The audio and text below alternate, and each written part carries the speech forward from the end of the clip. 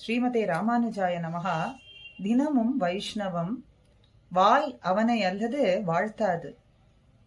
கை உலகம் தாயவனை அல்லது தாம் தொழா. பேய்முலை நஞ்சு ஊனாக உண்டான் உருவொடு பேரல்லால் காணாக்கண் கேளா செவி என்பது பொய்கை ஆழ்வாரினுடைய அற்புதமான பாசுரம். இந்த வாய் இருக்கே, அவனுடைய நாமத்தை அல்லது வேறு ஒரு நாமத்தை ஒரு காலும் சொல்லாது. என்னுடைய கைகள் அவனையே அஞ்சலி பண்ணும். என்னுடைய கண்கள் அவனது திருமேனி வடிவழகையே காணும். என்னுடைய காதுகள் அவனுடைய நாமத்தையே எப்பொழுதும் கேட்குமே ஒழிய வேறு ஒன்றையுமே கேட்காது அப்படின்னு தன்னுடைய இந்திரியங்கள் எல்லாம் தான் எம்பெருமானிடத்திலே கொண்டிருக்கக்கூடியதான ஒரு அன்பை காட்டிலும் அதீதமான அன்பு கொண்டிருக்கின்றது. அப்படிப்பட்ட நல்ல இந்திரியங்கள் என்று காற்றார். இந்த பாசுரம் இன்றைய அனுபவத்திற்கு நாம் எதற்காக எடுத்துக்கொண்டோம்னு சொன்னா, ஒரு அடியார் சுவாமி தேசிகன் அருளிய வைராக்கிய பஞ்சகம் அப்படிங்கறத சாதிக்க வேண்டும் அப்படின்னு கேட்டுக்கொண்டார். அதனாலே ஆழ்வார்களுடைய பாசுரமும் சுவாமி தேசிகனுடைய இந்த ஸ்லோகங்களும் எப்படி ஒத்திருக்கிறது அப்படிங்கறத தான் இன்று நாம் சுருக்கமாக அனுபவிக்க இருக்கின்றோம். சுவாமி தேசிகரினுடைய நிலையை பார்த்து அவருடைய நண்பர் வித்யாரண்யர் அப்படின்னு நாமம் கொண்டவர், அவர் விஜயநகர அரசிடத்திலே ஒரு நல்ல நிலையிலே இருந்து கொண்டு செல்வம் பெற்று வந்தார்.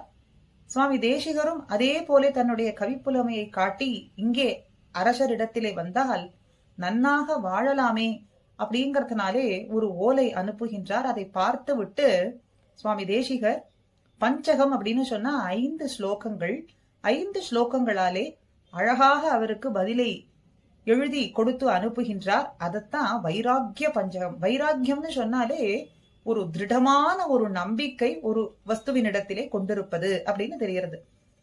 இப்ப இங்கே சுவாமி தேசிகன் எதனிடத்திலே கொண்டார் அப்படின்னா, எம்பெருமானையே செல்வமாக கொண்டிருக்கிறேன் அப்படிங்கிற வைராக்கியத்தை உடையவராக இருக்கின்றார். அப்படிங்கறதாலே முதல் ஸ்லோகம் ஷோணி கோண சதாம்ச பாலன கலா துர்வார கர்ப்பானல சுப்யத் சுத்ர நரேந்திர சாடு ரசானா தன்யான் நமன்யாமகே தேவம் சேவித்துமேவ நிச்சினு மகேயோ அசப் தயாளு புரா தானா முஷ்டி முசே குச்சேல முனையை தத்தே ஸ்ம வித்தே சதாம் அப்படின்னு எம்பெருமானிடத்திலே சென்று நாம் இதை வேண்டும் அதை வேண்டும் அப்படிங்கிற பிரார்த்திப்பதற்கு தேவை அப்படிங்கறதே இல்லாது இருக்கு. ஏன்னா எம்பெருமானே பரம செல்வமாக நமக்கு அருள் செய்து கொண்டு பரம உபகாரத்தை நமக்கு நல்கி கொண்டிருக்கும் சமயத்துல அவனிடத்துல என்னதுதான் வேண்டும் அப்படின்னு பிரார்த்திப்பதற்கு என்ன இருக்கு? இதுக்கு ஒரு திருஷ்டாந்தத்தை சொல்றார்.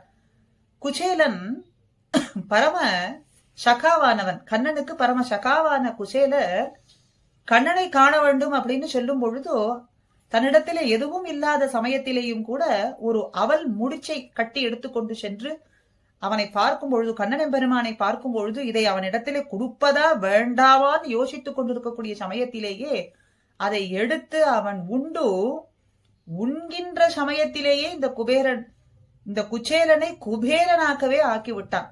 இவர் கேட்பதற்கு முன்னேயே அந்த அனுகிரகத்தை அவர் செய்து விட்டார். அப்படிங்கும் பொழுது சர்வ உத்கிருஷ்டமான செல்வமான எம்பெருமான் இருக்க அதை விட்டு விட்டு மற்ற க்ஷூத்திர வஸ்துக்கள் பதார்த்தங்களான இந்த செல்வம் போன்று இருக்கக்கூடியதான மற்றைய வஸ்துக்களுக்கும் ஒருவர் ஆசைப்படுவாரா அப்படின்னு சாரமா இந்த 5 ஸ்லோகங்களிலே சொல்றார். இத பல வித்வான்கள், கர்நாடக சங்கீதம் பாடக்கூடிய வித்வான்கள் எப்படி சொல்வார்கள்னா, தியாக பிரம்மம் அப்படின்னு சொல்லக்கூடிய அவர் உத்கிருஷ்டமான சங்கீதத்திலே பல கீர்த்தனைகளை எல்லாம் அருளியவர். ஒரு கீர்த்தனையிலே நிதிசால சுகமா அப்படின்னு கேட்பார். ராமனினுடைய சந்நிதியே இருக்க அப்படிப்பட்ட நிதியை விட்டு விட்டு மற்றையோ ஒரு நிதிக்கும் ஒருவர் ஆசைப்படுவாரா அப்படின்னு பாடினார்கள் அப்படின்னு பூர்வர்கள்லாம் இந்த சங்கீதத்தோடும் ஒத்து இந்த அர்த்தத்தை சொல்லுவார்கள். நமக்கு புரிவதற்காக, எளிதாக நாம் புரிந்து கொள்வதற்காக அப்படி சொல்லுவார்கள். ஆக இந்த சாரா அர்த்தத்தை தான் ஆழ்வார்கள் பல இடங்களிலே நமக்கு மிக அழகாக காட்டி கொடுக்கிறார்கள். இப்ப திருமங்கை ஆழ்வாரே எடுத்துக்கொண்டோம்னு சொன்னா, பெரிய திருமொழியிலே கற்பகம் புலவர்களை கனன்னு உலகில் கண்டவா தொண்டரை பாடும். கற்பகம் அப்படின்னு சொன்னா என்ன? கேட்டதை கொடுக்கக்கூடியது, நாம் அபேட்சிதத்தை எல்லாம் நமக்கு தரவல்லது. கற்பகம் போலே இந்த அரசர்கள் நமக்கு கொடுப்பார்கள் அப்படின்னு இந்த புலவர்கள்லாம், அரசர்கள்னு அந்தைய காலத்திலே அப்படி இருந்தார்கள். இப்பொழுதும் தமக்கு வேண்டும் அப்படிங்கறதுனால இந்த மனிதர்களை புகழ்ந்து கொண்டு கற்பகமாக அவர்கள் நமக்கு அருளுவார்கள், நாம் அபேட்சித்ததை எல்லாம் கொடுப்பார்கள் அப்படின்னு சொல்லி பாடிக்கொண்டு திரிகின்றீர்களே. கற்பக காவு என்ன? கற்பகமே ஒரு காடு போல இருக்கான். காடே ஒரு கற்பக விருட்சம் இல்ல, காடே கற்பகம் போல எம்பெருமான் எழுந்தருளி இருக்கானே. அவனிடத்திலே அவனை சென்று புகழ்ந்து பாடுவதை விட்டுவிட்டு இப்படி இந்த மனிதர்களை பாடிக்கொண்டிருக்கின்றீர்களே. அல்பமான அல்ப வஸ்துக்கு வேண்டி இவரிடத்திலே சென்று பிரார்த்தித்தும் பாடிக்கொண்டிருக்கின்றீரே அப்படின்னு மிக அழகா ஒரு பாசுரத்துல காற்றார். மற்ற திருநறையூர் பாசுரத்திலேயும் பாடேன் தொண்டர் தம்மை கவிதை பணுவல் கொண்டு நாடேன் உன்னை அல்லால் நரையூர் நின்ன நம்பியோன்னு காட்டுறார். தன்னுடைய ஆச்சாரியரான திருநறையூர் பெருமானிடத்திலே பாடேன் தொண்டர் தம்மை, மற்றவர்களை ஒரு காலும் என்னுடைய வாயானது பாடாது, கவிதை பணுவல்கள் கொண்டு அவர்களை ஒரு காலமும் நான் பாடமாட்டேன். நாடேன் உன்னை அல்லால், உன்னை தவிர வேறு ஒருவரிடத்திலேயும் எதற்காகவும் நான் நாடவும் மாட்டேன் அப்படின்னு சொல்றார். அப்போ இந்த பொய்கையாழ்வாரனுடைய பாசுரத்தை இங்கே வாய் அவனை அல்லது வாழ்த்தாது அப்படிங்கறத ஸ்பஷ்டமா இந்த இடத்துல காட்டுறார் திருமங்கையாழ்வார். நம்மாழ்வாரனுடைய பாசுரங்கள் அநேகம் உண்டு. அதுல சில கழிய மிக நல்லவான் கவி கொண்டு புலவீர்கள் இழிய கருதி ஓர் மானிடம் பாடல் என்னாவரே. இப்படி ஒரு இழிய செயல்களை நீங்கள் செய்ய வேண்டுமோ? ஒரு மானிடம் பாடுவதனால் உங்களுக்கு என்ன கிடைத்து விட போகிறது? அல்பமான க்ஷூத்ர பதார்த்தங்களுக்காக, வஸ்துக்களுக்காக, ஒரு போக்கியத்துக்காக சென்று இப்படி பாடுகின்றீர்களே.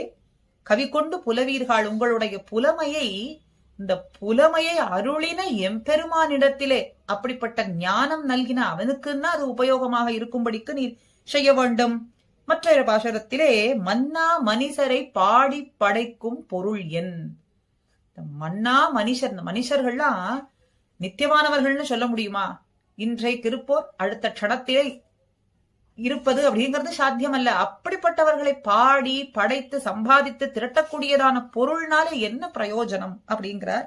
அதே போல வள்ளல் புகழ்ந்து நும் வாய்மை இழக்கும் புலவீர்கள். வாய்மைனா அந்த பேச்சுக்கு, அந்த சொல்லுக்கு அர்த்தம்னு ஒண்ணு வேண்டும். அந்த அர்த்தம் அப்படிங்கிறது இந்த மனுஷர்களை பாடுவதனாலே அந்த அர்த்தம் அனர்த்தமாகத்தான் போகுமே ஒழிய அது அர்த்தம்னு ஆகாது. அர்த்தம் இல்லாத சொற்களிலே வாய்மை அப்படிங்கறது இருக்காது. அப்ப அந்த வாய்மையை, புலவர்களுக்கு வாய்மை அப்படிங்கிறது மிகவும் அவசியமானது. அப்படிப்பட்ட வாய்மையை இழந்து என்ன புலமையை நீங்கள் பெற்றிருக்க போகின்றீர்கள் அப்படின்னு சொல்றார். மற்றைய பாசுரத்திலேயும் வாய் கொண்டு மானிடம் பாட வந்த கவியே நல்லேன், இந்த வாயால மனிதர்களை ஒரு காலம் நான் பாடமாட்டேன் அப்படிங்கிறார். அதே போல உலகம் படைத்தான், உலகம் படைத்தவனுக்கு கவி அப்படின்னு சொல்ற பிறகு மற்ற ஒருவருக்கு நான் கவி ஆவேனா? ஏற்குமே அப்படிங்கிறார். அதே போல திருமங்கையாழ்வார் மிக அழகாக இன்னொரு பாசுரத்திலேயும் காட்டார். இந்த இந்திரியங்கள் எல்லாம் எம்பெருமான் விஷயத்திலே அது பயன்படவில்லை அப்படின்னு சொன்னா இந்த இந்திரியங்கள்லாம் இந்திரியங்கள்னே சொல்ல முடியாது. கண் அவனை காணவில்லைன்னு சொன்னா அது கண்ணே கிடையாது. செவி அவனுடைய பெருமைகளை கேட்கவில்லைன்னா அது செவியே கிடையாது, நெஞ்சு கிடையாது அப்படின்னு பல பாசுரங்கள்ல சொல்லி கொண்டு வரார். ஒரு பாசுரத்துல தூயானை அப்படிங்கிற பாசுரம், மேவாள் உயிருண்ட முழுதும் அமுதுண்ட வாயான், மேவாள் உயிர் உண்டான் முழுதும் அமுதுண்டான், அப்படிப்பட்ட வாயானை மாலை வணங்கி, திருமாலை வணங்கி அவன் பெருமை பேசாதார் பேச்சுக்கள்லாம் பேச்சுன்னு ஒண்ணு சொல்ல முடியுமா? அவன் பெருமையை பேசாத இந்த வாய், வாய் கிடையாது, பேச்சு பேச்சு கிடையாது, வாய்மை கிடையாது, அர்த்தமுடைய சொல் கிடையாது அப்படிங்கறதான் வைராக்கியமா, அப்படிப்பட்ட செல்வம் கிடைக்கக்கூடிய ஒரு நிலைமையையும் உதாசீனமாக செய்துவிட்டு பிறர்க்கரியதான பெரிய செல்வமான எம்பெருமானை நான் பெற்றிருக்கின்றேன், அந்த ஒரு பெரிய பாக்கியமே எனக்கு போரும் அப்படின்னு சொல்லி இந்த இடத்துல சொல்றார். ஆக வாய்க்கொண்டு மானிடம் பாட வந்த கவி அல்லேன் அப்படின்னு நம்மாழ்வார் சாதித்ததான அந்த பாசுரத்திற்கு ஏற்ப சுவாமி தேசிகன் வைராகிய பஞ்சகத்துல மிக அழகா ஸ்பஷ்டமா 5 பாசுரங்களாலே நமக்கு காட்டி கொடுக்கிறார். 5 பாசுரங்களையும் இந்த சிறிய அவகாசத்திலே அனுபவிப்பது அப்படிங்கிறது சாத்தியமாகாதுங்கிறதுனாலே அந்த சாரார்த்தத்தை எடுத்துக்கொண்டு ஆழ்வார்கள் அருளி செயல்களே நமக்கு எப்பொழுதும் அப்படிங்கிறதுனாலே அதையும் சேர்த்து இன்று மிக அழகான ஒரு அனுபவத்தை இன்று நாம் அனுபவித்தோம். அப்படி எம்பெருமானுடைய பெருமைகளையும் அவனுடைய சொற்களையும் அவனுடைய திருவுருவத்தையும் அவனுடைய அடியார்களையும் எப்பொழுதும் கண்டும் பேசியும் நினைத்தும் மற்றவர்களுக்கு எடுத்து சொல்லியும் ஆனந்தம் அடைந்தும் கூடி இருந்து எப்பொழுதும் குளிர்ந்து இந்த இந்திரியங்கள்லாம் இந்திரியங்கள் பகவத் விஷயத்திலே ஈடுபட்டதான இந்திரியங்கள் அப்படின்னு நம் இந்திரியங்களுக்கு எல்லாம் ஒரு நல்ல நிலைமை அடையும்படிக்கு நாம் அந்த நிலைமையில இருக்கும்படிக்கும் எம்பெருமானும் இந்த ஆச்சாரியர்களும் நமக்கு அனுகிரகம் பண்ண வேண்டும் அப்படின்னு இந்த பதிவு. ஸ்ரீமதே ராமானுஜாய நமஹா.